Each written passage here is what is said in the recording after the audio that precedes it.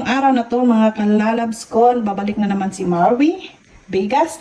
Magluluto ako ng sinigang na baboy dahil ngayon malamig, umuulan sa Bigas. So, ang unahin natin ay hugasan.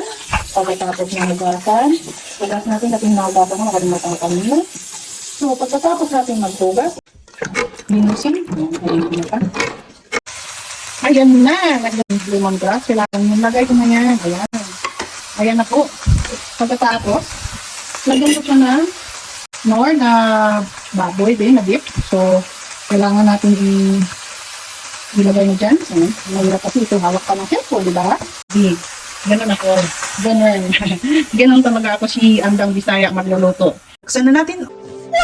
Yan ang corn pepper. Ayan, corn pepper po siya. So, lagyan natin para yummy-yummy. Ayan. From Philippines. Ayan. Oh. Ayan na. Lagay na natin. So, 5 minutes. Wala ako masyadong lalagyan dahil ayoko ng marami. In Philippines na naman. Ayan. Kunti lang para may lasa. Ayan. May asin na siya. Ayan. Yung kangkong. Ngayong araw na to may sili. Kawawa ang makakain ng sili na ngayon dahil gusto kong pakainin sila ng mga sili. Ayan yung sinigang ko dahil gusto ko talaga yan.